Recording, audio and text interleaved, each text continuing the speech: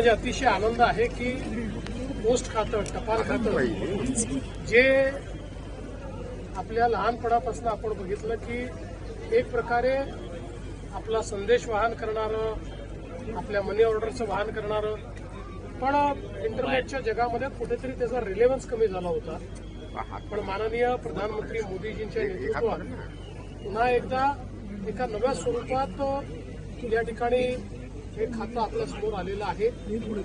Postal बँकेच्या माध्यमातून, facilitation सेंटरच्या माध्यमातून विशेषतः मी माननीय मंत्री महोदय ज्योतिरादित्य शिंदेसाहेब यांचं मनापासून अभिनंदन करेन, त्यांचे आभार मानेन की त्यांनी अतिशय सुंदर अशा प्रकारे याचं डिझाईन तयार केलेलं आहे. प्रत्येक पोस्ट ऑफिस आता एक सिग्नेचर पोस्ट ऑफिस झालेलं आहे. लोकांना सेवा देण्याकरता इथे आधार केंद्र आहे, इथे बँकिंगची व्यवस्था आहे, इथे पार्सलची व्यवस्था आहे. इथे आपण मगाशी बघितलं की अशी व्यवस्था आहे की तुम्ही स्वतः तुमचं पार्सल बुक करून ड्रॉप बॉक्समध्ये टाकू शकता आणि ते योग्य ठिकाणी पोहोचू शकतं. एकूणच आपल्या पोस्ट विभागाला अतिशय आधुनिक स्वरूप हे मिळालेलं दिसतंय आणि इतकं सुंदर त्याचं ब्रँडिंग झालेलं आहे की कोणालाही सहज या ठिकाणी येऊन बघावं असं वाटेल. आणि विशेषतः अंधेरीच्या ज्या पोस्ट ऑफिसचं आज आम्ही या ठिकाणी उद्घाटन केलं आहे ते तर 1930 साली सुरू झालेलं पोस्ट ऑफिस आहे. एकीकडे त्याच्यामध्ये आधुनिकता आणि दुसरीकडे त्याचं जे हेरिटेज लुक आहे, या दोन्ही गोष्टीचा संगम हा आपल्याला या ठिकाणी पाहायला मिळतोय. मला असं वाटतं की हे जे अशा प्रकारचं पोस्ट ऑफिस आपल्याला पाहायला मिळत आहे, एक नवीन अशा प्रकारची ही सगळी व्यवस्था आहे आणि ही सुरुवात आहे. महाराष्ट्रातले सर्व पोस्ट ऑफिसेस हे अशाच पद्धतीनं करण्याचा मानस माननीय मंत्री महोदयांनी या ठिकाणी दाखवलेला आहे. मी माननीय प्रधानमंत्री महोदय आणि माननीय मंत्री महोदय या दोघांचे खूप मनापासून आभार मानतो. बंगालच्या निकालानंतर आता इंडिया आघाडीत फुटीला सुरुवात झाली. आज जेएमकेने पत्र दिलं की आम्हाला वेगळं सिटिंग द्या. ही सुरुवात लवकर झाली असं म्हणायचं. मला असं वाटतं की इंडिया आघाडी ही कशीही पूर्णपणे अनैसर्गिक अशा प्रकारची युती होती.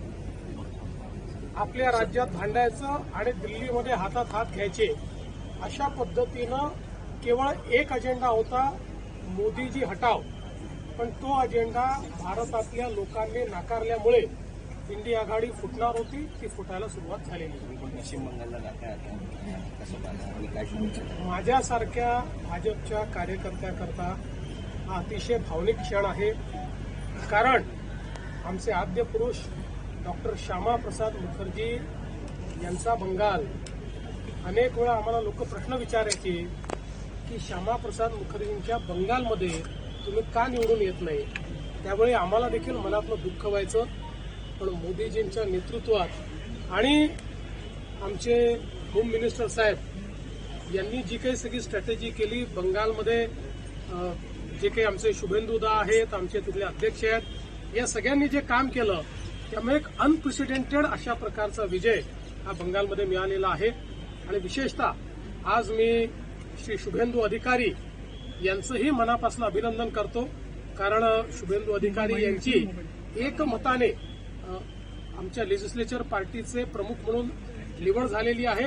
उद्या त्यांचा शपथविधी आहे आणि म्हणून बंगालमध्ये एक नवीन सुरुवात होते याचा आम्हाला आनंद